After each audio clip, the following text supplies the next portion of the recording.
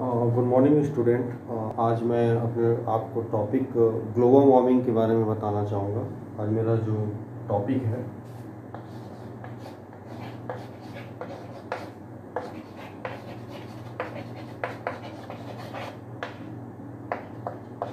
ठीक है। सबसे पहली बात है, मैंने ग्लोबल वार्मिंग के बारे में डिफाइन करना चाहूँगा कि ग्लोबल वार्मिंग होता क्या चीज़ है। एक्चुअली जो ग्लोबल वार्मिंग मतलब होता है कि टेम्परेचर राइजिंग होता है। इसके सीधे मतलब होता है कि जो वर्ल्ड में टेम्परेचर राइज हो रहा है।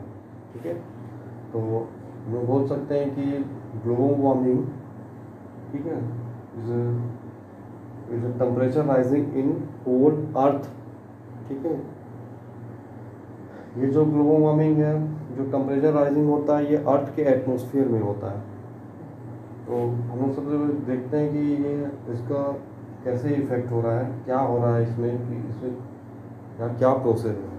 ठीक है, दूसरी बात है कि हम लोग का जो अर्थ का जो ये एटमॉस्फेयर होता है, ठीक है, यहाँ जो ये लेयर होते हैं, हमने पहले क्लास में बताया था कि यहाँ जो ट्रोपोस्फियर होता है, ठीक है, ये ट्रोपोस्फियर है। इसके बाद का जो लेयर होता है वो स्ट्रेटोस्फियर होता है।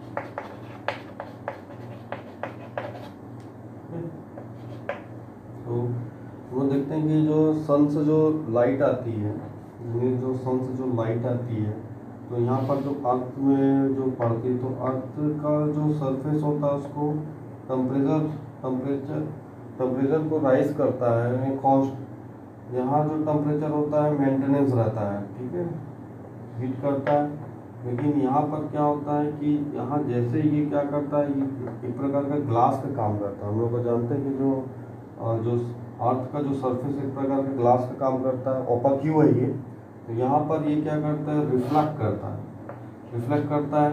ठीक है, तो फिर क्या करता है, यहाँ पर जो गैसेस होते हैं, मैंने आपको बताया कि अपर एटमॉस्फेयर में जो गैसेस होते हैं, जैसे CFC हो गया, मीथेन हो गया, वाटर वेपर हो गया, ठीक है, जितने भी जो ग्रीन हाउस गैसेस होते हैं, ठीक है, ये यहाँ पर होते हैं। तो ये क्या करते हैं, इस जो यहाँ से जो प्लांट और एनिमल जो रेडिएशन जो इमिट करते हैं एज इंफ्रारेड, तो यहाँ का जो कार्बन डाइऑक्साइड हो गया, CFC हो गया, ठीक है, वाटर वेपर हो गया, H2O, ठीक है, मीथेन हो गया, ये क्या करता है, इसको एब्जॉर्ब करता है, इस रेडिएशन को एब्जॉर्ब करता है।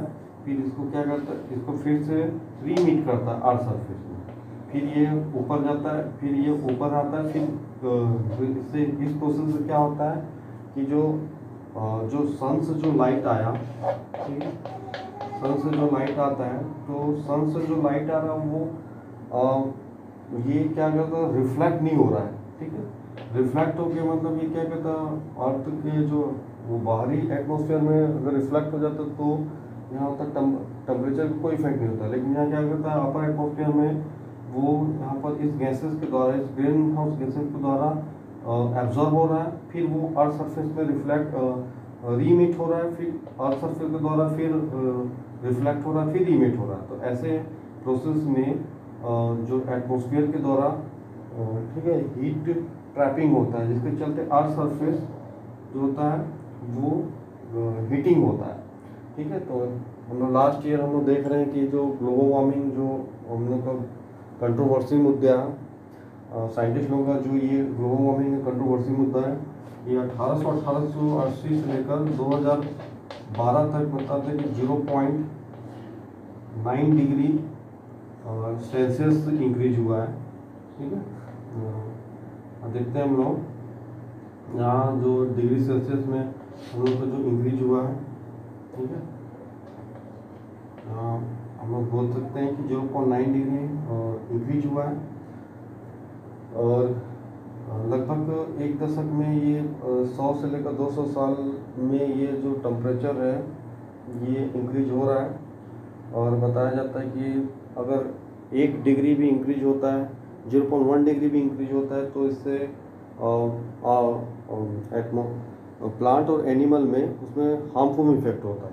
चलिए देखते हैं कि ग्लोबल वार्मिंग में कौन कौन से कॉजेज है इसके जो इसको इफेक्ट करता है।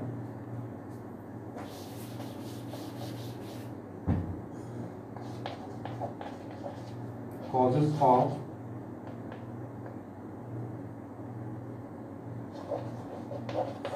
greenhouse effect। कौन कौन सा ग्रीन हाउस इफेक्ट है जो जाते हैं हम कभी कभी बाहर में भी हम लोग देखे होंगे कि जो प्लांट होते हैं, फ्रूट होते हैं, वो एक ग्लास में कवर होते हैं जिसको हम लोग ग्रीन हाउस बोलते हैं। वहाँ पर जो सन का जो सन से जो रेडिएशन आता है वहाँ वो इनसाइड में वो ट्रैप होता है और प्लांट को एक नॉर्मल टेम्परेचर रखता है, ठीक है। तो वहाँ ग्रो करते हैं। एक प्रकार हम लोग का भी जो एटमॉस्फेयर है वो जो एयर का जो ब्लैंकेट है, एयर का जो ब्लैंकेट है वो एक प्रकार का नेचुरल ग्रीन हाउस गैसेस का काम करता है। यहाँ कोई हम ग्लासेस से कवर नहीं है, ठीक है। तो लास्ट यहाँ पर क्या करता है कि जो सन से जो रेडिएशन आता है अर्थ सरफेस में, ठीक है, वो कई सेंचुरी से मतलब अर्थ का जो टेम्परेचर होता है उसको बैलेंस करने का काम करता है, ठीक है। तो यहाँ हम लोग देखते हैं कि कौन कौन से जो फैक्टर है, कौन कौन से कॉजेस है जो ग्रीन हाउस इफेक्ट को प्रभावित करता है। पहली बात है हम लोगों का डिफोरेस्टेशन हो गया।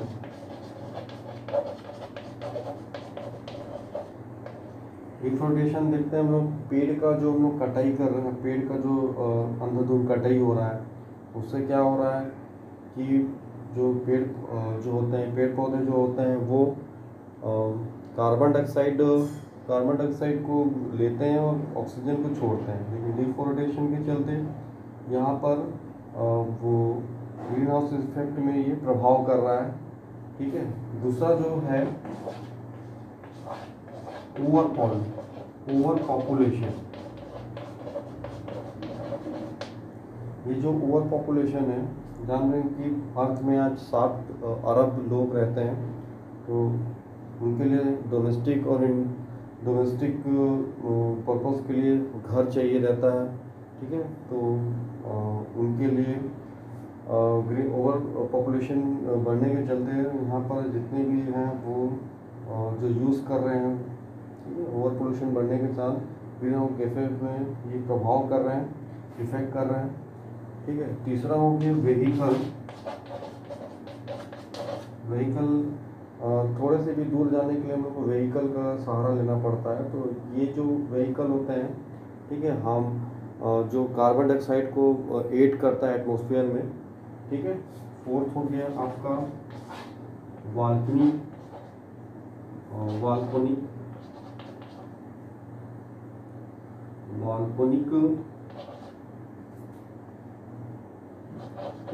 इमिटिंग। जैसे जानते हैं कि हम लोग इसमें भी ठीक है ज्वालामुखी बोलते हैं तो वॉल्कोनिक, ठीक है, इसमें जो गैसेस होते हैं वो अर्थ एटमॉस्फेयर में जाते हैं, ठीक है, वहाँ पर ये ठीक है। फोर्थ हो गया एग्रीकल्चर एक्टिविटी।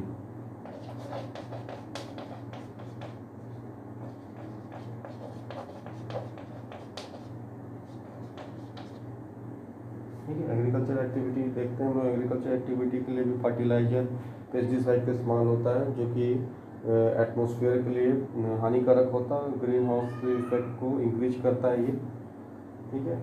और हम लोग और देखते हैं इसमें कौन कौन से जो गैसेस होते हैं वो इमिशन कहाँ से करते हैं, कौन कौन से सोर्सेस हैं।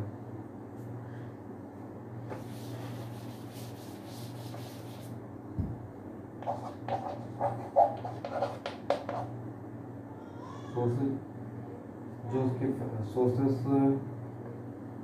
जैसे CFC, दूसरा CO2, CH4, water vapour,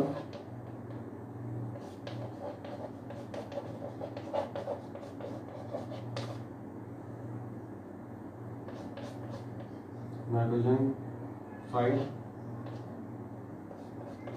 dioxide, nitrogen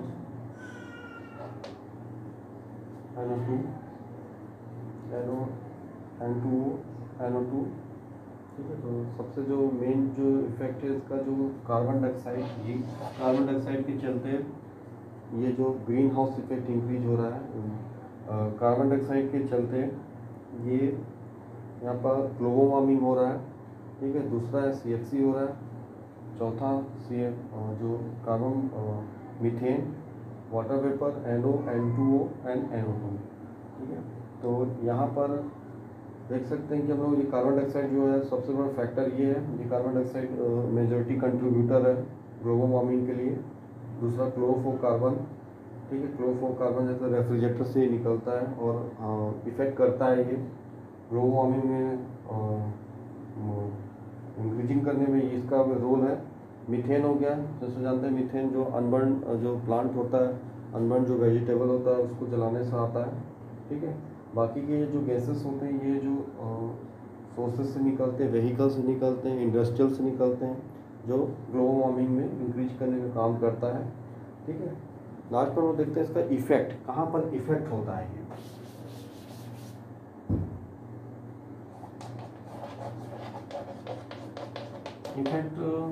ये इफेक्ट मैंने आपको बताया कि ग्लोबल वार्मिंग से पूरे विश्व में ग्लोबल वार्मिंग यहाँ पर 21वीं सदी में 2100 साल में किसी साइंटिस्ट ने प्रिडिक्ट किया था कि इतने से 1.5 डिग्री सेल्सियस इंक्रीज हो जाएगा। तो यहाँ पर मैंने आपको बताया कि इफेक्ट इसका ये है कि अगर पूरे अर्थ का टेम्परेचर इंक्रीज होगा तो हम लोग के जो अर्थ के जो नॉर्थ पोल और साउथ पोल, यहाँ पर जो आइस यहाँ पर जो जमा हुआ है ये मेल्ट होगा। मेल्ट होने से क्या होगा, यहाँ का जो अर्थ का जो सी का लेवल इंक्रीज होगा, और सी का लेवल इंक्रीज होने से जितने भी जो कोस्टल एरिया में होते हैं, कोस्टल एरिया में जो सिटीज़ हैं, ठीक है, सिटीज़ जो हैं वहाँ पर फ्लड आने का कारण रहेगा। फ्लड, वहाँ बाढ़ आ सकता है, बाढ़ आ जाएगा। हमें देखते हैं कि कभी कभी दूसरा इफेक्ट इसका मैं बताया कि कई जगह